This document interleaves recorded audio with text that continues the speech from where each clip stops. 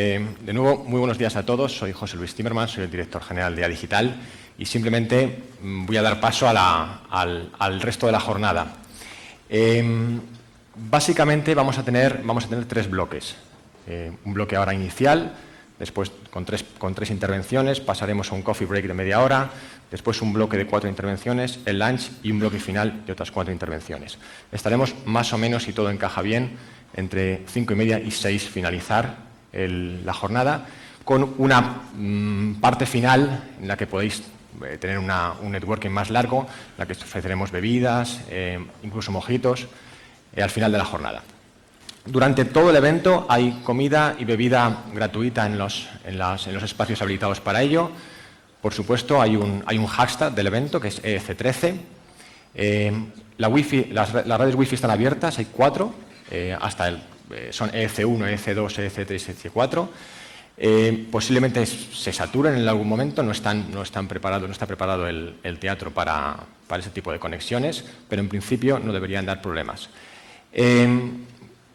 Por supuesto, agradecer, como todos los años, la colaboración y la participación de las entidades que nos acompañan desde hace, como digo, 7 años, que son Red.es e ICEX, los patrocinadores, Segur, Trustly, Cofidis y Accenture, y el resto de media partners y entidades colaboradoras que hacen posible cada año este evento.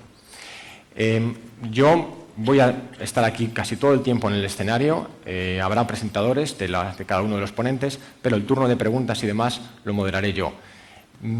Hay un micrófono, hay varios micrófonos donde podéis levantar la mano y hacer preguntas.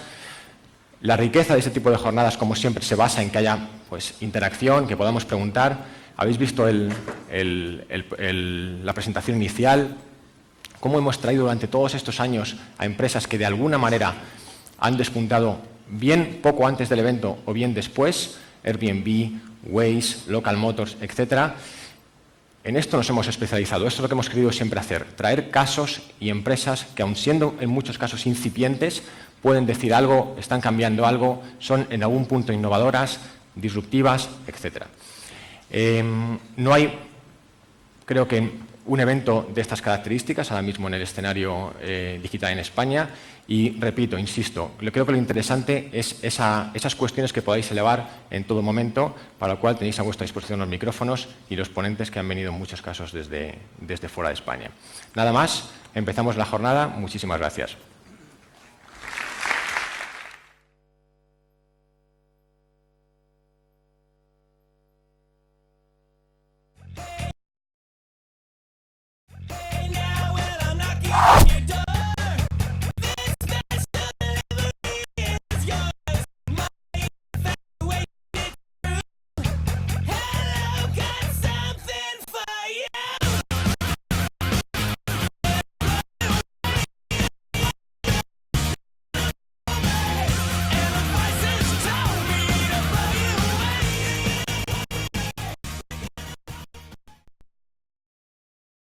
Instacart, que es una compañía que viene a introducir, como decía al principio, cierta disrupción, cierta innovación en el entorno de la logística y la entrega de los paquetes o los productos comprados a través de Internet, a través del comercio electrónico. Apoorva es ex ingeniero de Amazon, y Instacart es una de las empresas que ahora mismo está actualmente dentro de una de las incubadoras más importantes a nivel mundial, que es Y Combinator en San Francisco. Apoorva, como decía, es ex ingeniero de Amazon, y él inició esta empresa, este proyecto, porque entendía que había un gap, había una falta de accesibilidad más rápida a los productos comprados en e-commerce, de accesibilidad y de variabilidad, es decir, cómo podemos introducir diferentes aspectos de la cesta de la compra en una sola compra y hacerlo muy rápido, es decir, entregas en 1 hora, en 2 horas, a través de una plataforma colaborativa, es decir, a través de una multitud de colaboradores que puedan hacer esta entrega en sus casas. Sin más, os dejo con Apoorva, please. Your turn.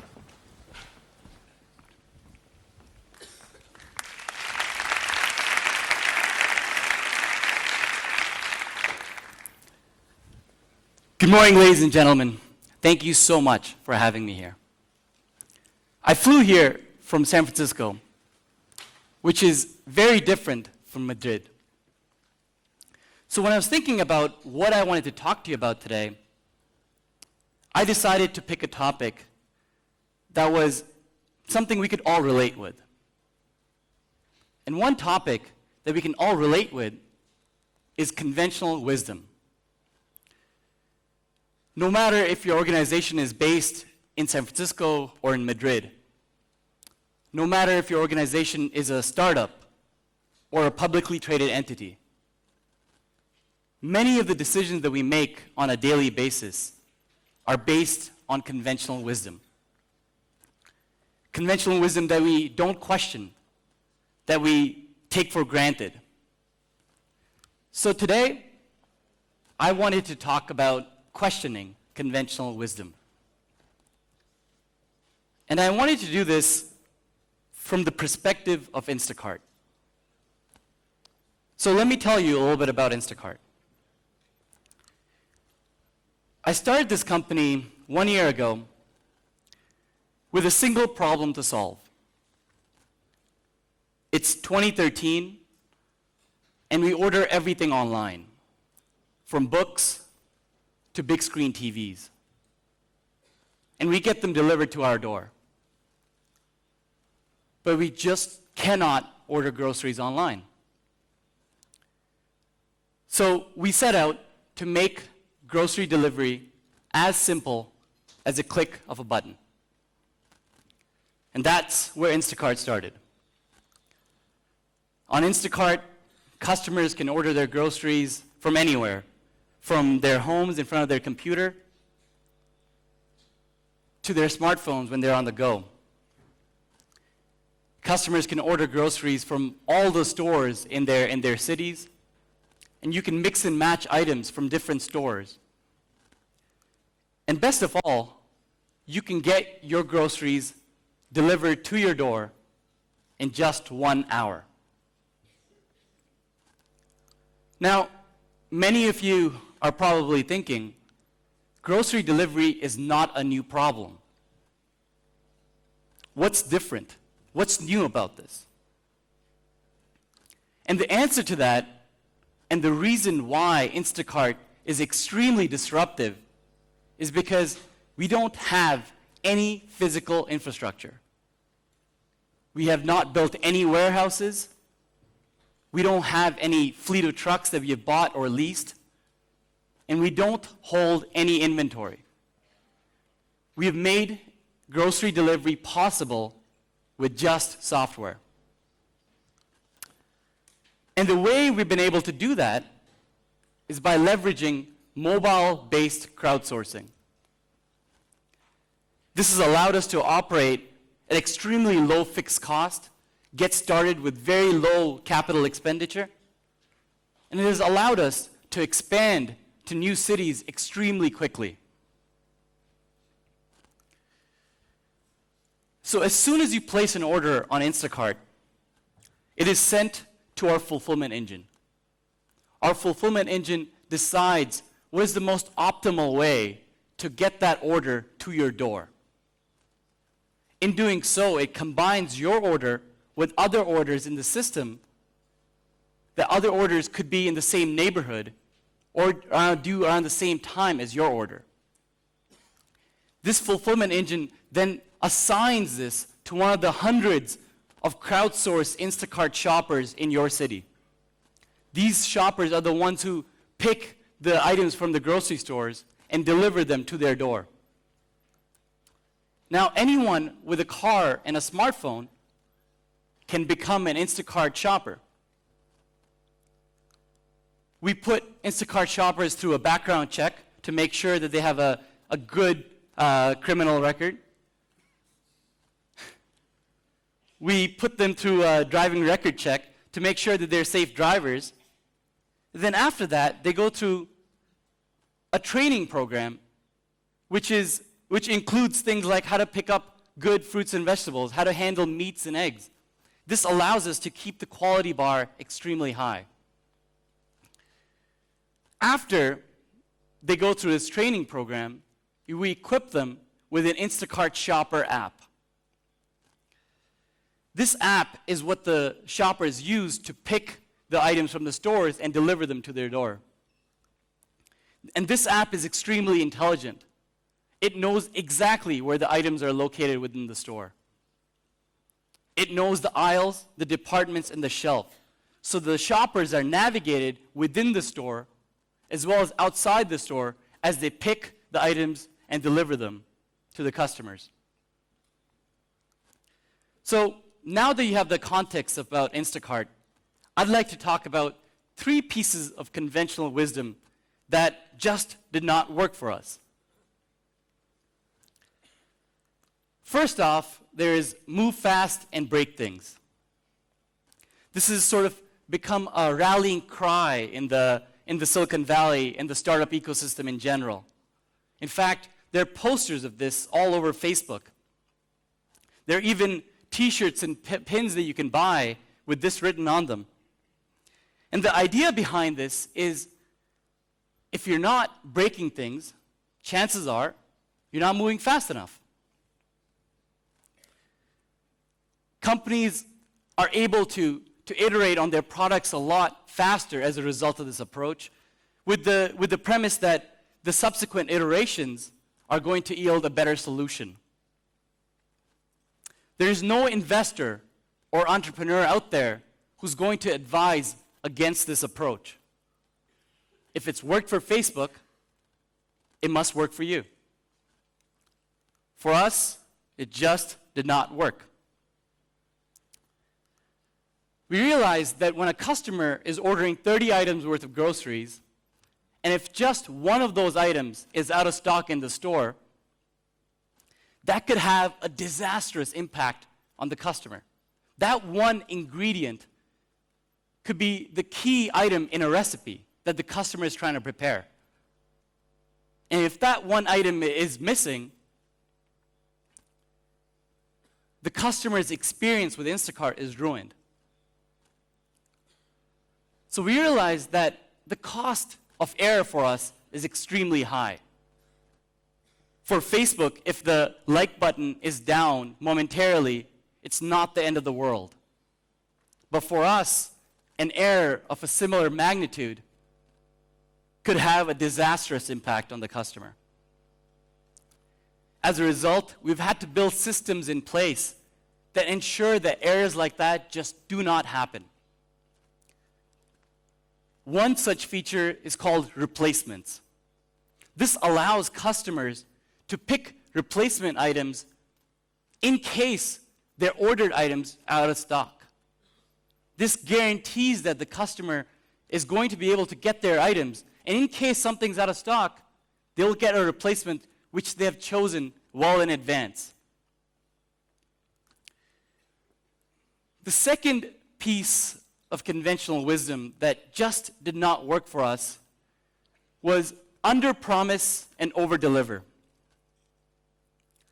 This has become an ultimate offering for customer service. There's nothing better you can do to gain customer loyalty, to increase word-of-mouth marketing, and just have a great experience on your platform than under-promise and over-deliver. This is so much the case that Zappos.com has been doing this for several years. If you order your shoes on Zappos for 2 to 5 day delivery, there's a high likelihood that you'll get your shoes the next day because Zappos will expedite that for you. It has created a brand for them. It has increased customer retention. And people talk about it with their friends. We thought this would be a great idea for us as well. But it just did not work. We realized that customers were planning their lives around groceries. Customers were ordering their groceries while they were at work to be delivered to their door when they were at home. So if we had expedited their deliveries and sent it to their door right away, there was a high likelihood that it would get there before they were even there. That was just unacceptable. And so not only did we have to stop expediting deliveries, but we had to ensure that we were at the customer's door at the time that we promised them, not before, not after. We learned that being early in our business is just as bad as being late.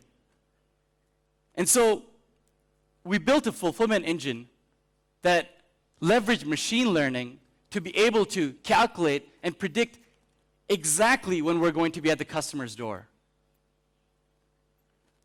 We use signals such as the weather, such as the traffic patterns, such as the time of the day and the day of the week. We used the fact that there's a soccer game in your neighborhood. And all those signals allow us to ensure that we're at your door when we promised you, not before, not after. The final piece of conventional wisdom, and possibly the most important one that just did not work for us, is learn from the past. There's a famous quote which says, "Only a fool learns from his mistakes. A wise man learns from the mistakes of others." Generally speaking, this is great advice. Learn from the mistakes that have been made in the past and don't make them yourself. And when we talk about mistakes in the technology world, there isn't a single company that can match the scale of a mistake as Webvan. This was a company that was founded in the heyday of the dot-com era with the premise of grocery delivery.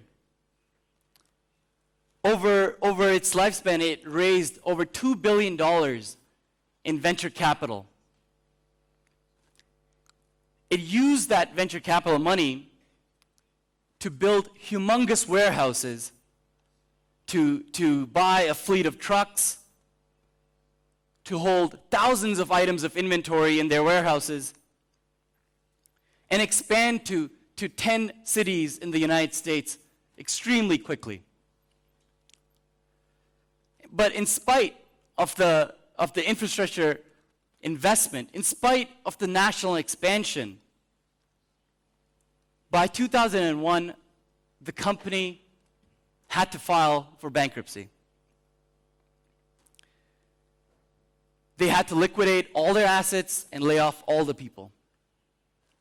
So,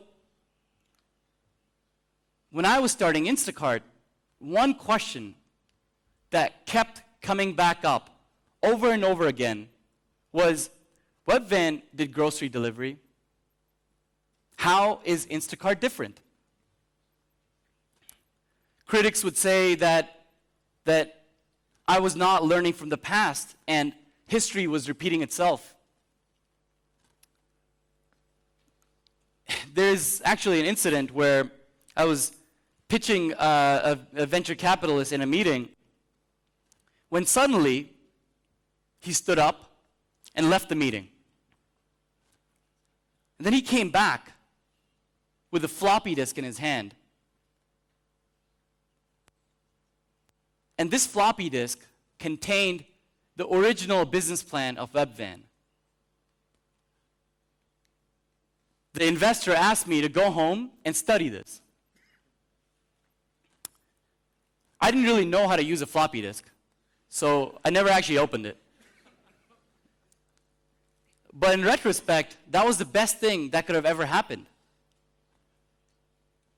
If I had learned from the past, if I had stuck to the conventional wisdom, Instacart would never have started. But I knew that this was the first time in history when a company like Instacart is possible. For the first time in history, there is so much penetration of smartphones out there that mobile-powered crowdsourcing is actually possible. For the first time in history, the e-commerce behavior exists in customers so that grocery buying online is actually possible. And as a result of this, Instacart is flourishing. We've only been around for 1 year. We're doing more than tens of millions of dollars in revenue every year. 1.1% of the households in San Francisco now use Instacart to get their groceries delivered regularly. We're growing at over 35% month over month in terms of our revenue, and we're spending $0 of that in marketing. We recently launched Chicago, our first city outside of the Bay Area, and it is already the fastest growing city for us in our history. By the end of 2014, we want to launch 10 cities in the United States. So I'd like to conclude by saying that there's a lot of conventional wisdom out there, built up over time and built through all the learnings from all the companies. And this may be fully applicable to most of the companies out there. But before it's applied to your organization, I highly recommend that you question it, because it could be absolutely fatal for your success. Thank you.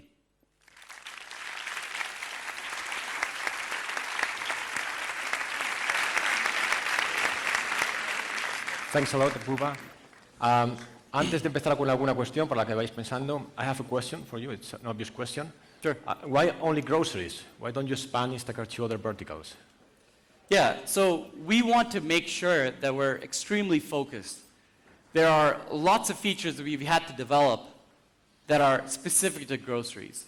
The nutritional information for items, the replacements for items. But just like how Amazon started with books, and now you can get anything delivered on Amazon, we're starting with groceries. But once we have the fulfillment infrastructure built, we can do every other vertical in the world. Okay. ¿Alguna pregunta? No sé si tenéis alguna cuestión que preguntar a Apoorva. No veo ninguna mano levantada, como si. Mira, sí, por ahí hay una. Y aquí veo otra. Hola. Hello. I have one question for you.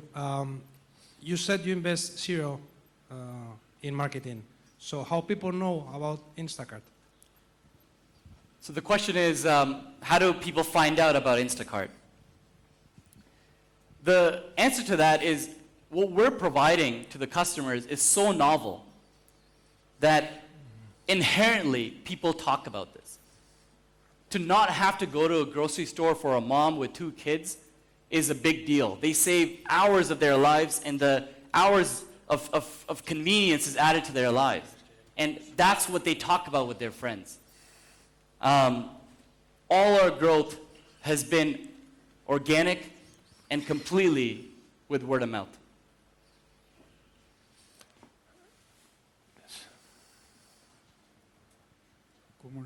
Good morning. The logistics, how it works? In the case of the law in Spain, you need to have a certain infrastructure that the infrastructure have to be called in order to deliver groceries. How it works in the law in the States? I'm sorry, could you repeat the question? Well, the question is more related to infrastructure. You said that you use cars, any kind of cars, but you don't say that you need a minimum infrastructure. Let's say it here, if in case you deliver the groceries, you need to have like a call infrastructure. I mean, like, you know what I mean? Right, so the question is there any infrastructure that's specifically required for groceries to transport perishable goods? And the answer to that is, what we're facilitating is a connection between you as a customer to a shopper in your area. And what they're doing is they're going to the store, picking up the groceries, and bringing them to your door. So it's not any different than you doing that yourself in your own car. So we don't really need any sort of infrastructure, any cold storage infrastructure, or any specific models that require storing perishable inventory for longer than, I would say, about an hour. So until now, we haven't had any issues with that. That means that you're using a gap in the law in the States. Sorry, say that again, please. Well, there will be like a sort of a gap in American law. Is there a gap in? Well, in this case, for example, in Spain's law, you really have to have it, otherwise you cannot do it. Well, I'm actually not sure about the Spanish law, but if you're able to bring your groceries from the grocery store to your home, that's literally what we're facilitating for someone else to bring the groceries from the grocery store to your home. So I would have to study the Spanish law here, but the American law has nothing about this. Good morning. I have two questions, if you don't mind. The first one is that nowadays a lot of big chain supermarkets, they are starting to offer online shopping. And what this is happening in Spain, I'm sure is happening even faster in the US. So how are you different from buying from an online supermarket? Of course, I guess the first one is the quick delivery, right? So 1 hour. But I think over time, the supermarkets, they will learn that if this is very important for the consumer, they're going to start offering this as well. So how are you going to stand out why customers should choose you, third party, with, I guess, some fees, rather than buying directly from the supermarket? That's a great question. So the question is, how is it different from other supermarkets who are offering the delivery from their stores? And we thought this would be a big problem for us as well. So there are three major differences between us and sort of the supermarkets. One, like you mentioned, is the ability to get deliveries within 1 hour in the same day. There are lots of companies there are lots of supermarkets that offer their same delivery as well. But what they use is the warehouse and a fleet of trucks model, which is just not agile enough to provide the 1 hour and the 2 hour delivery option that we do. Just if you can imagine, a truck leaving to deliver your groceries just for yourself would just not be economically feasible. And that's why there are companies like Amazon Fresh and Safeway.com that have existed specifically in our markets. For specific to Safeway.com, they've existed for several years, and already we're doing more deliveries than they are for Safeway itself. The second major difference is the ability to order from several stores at once. What we have found is that some customers want the national brands from one store, while the produce, the fruits and vegetables from another store, the meats from another store. They can do all that, do all those shopping in one session versus going through 3 different portals, which may not even exist for the companies. And finally, one of the major advantages of Instacart is our ability to expand to newer markets extremely quickly.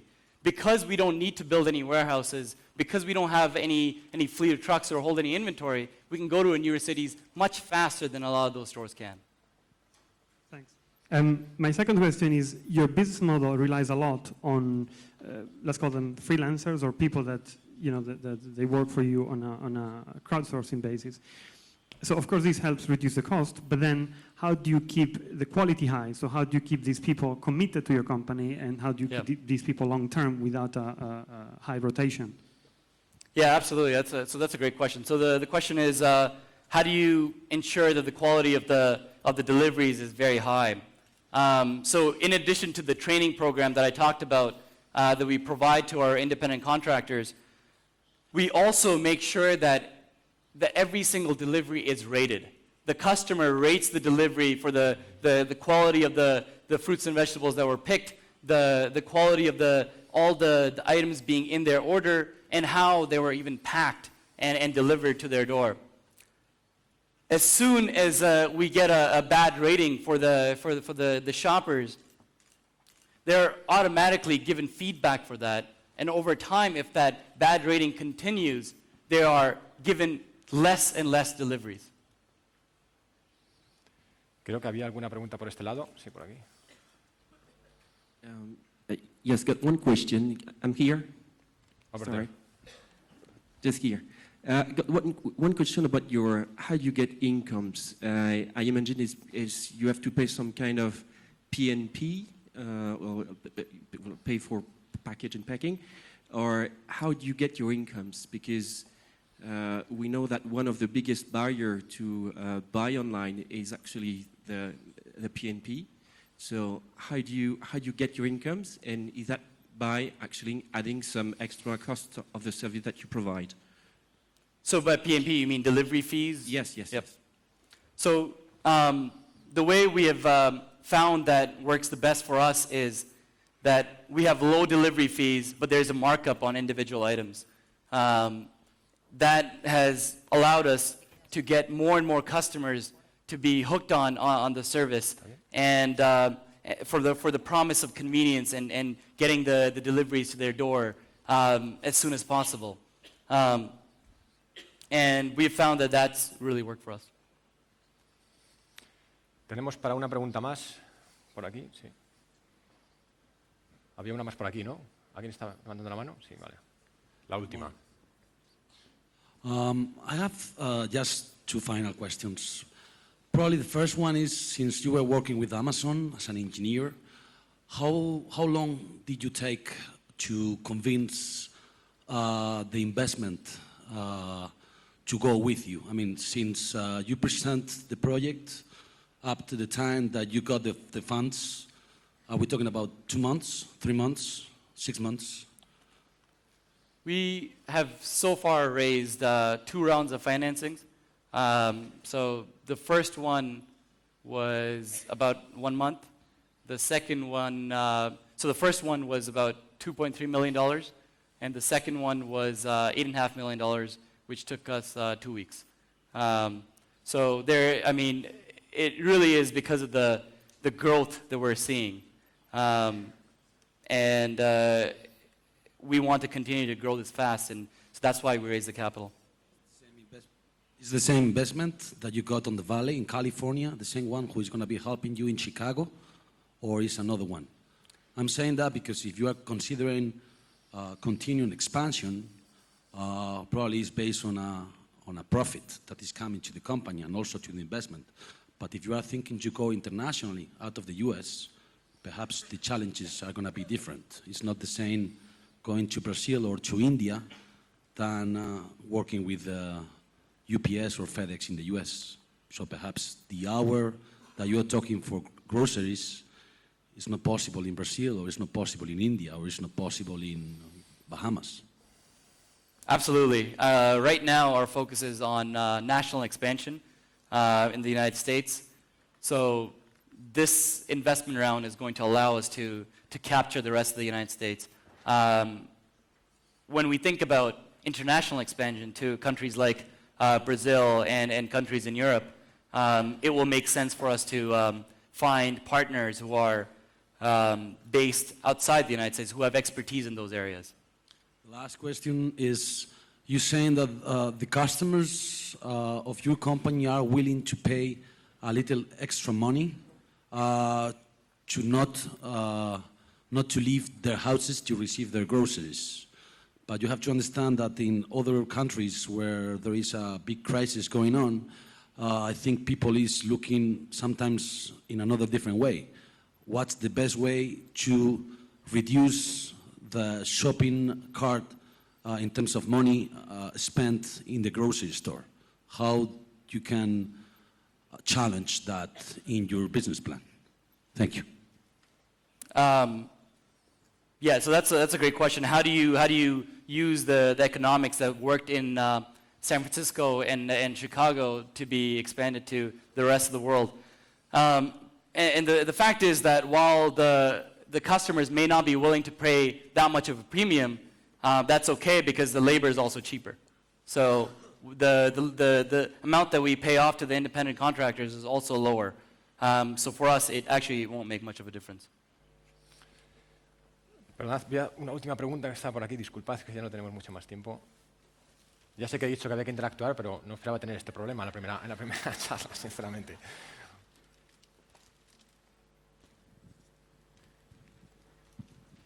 The shoppers are employees or they are freelance? We call them independent contractors in the United States, but I think they're called freelancers in Europe. And they're paid on completely variable basis or they have a fix?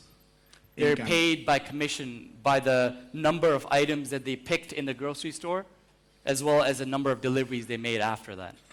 And who pays the contractors, you or the person that actually, for whom they're buying and to whom they're delivering? The funds are transferred to us, through us. Okay, thanks. Thank you very much. Thanks for coming, Apoorva. Thanks for everything. Thank you. And good luck. Antes de continuar, vamos a dar tiempo a la gente que está esperando en los pasillos para acomodarse. Hay más espacio en la parte de arriba. Lo que pasa es que hay que salir por fuera.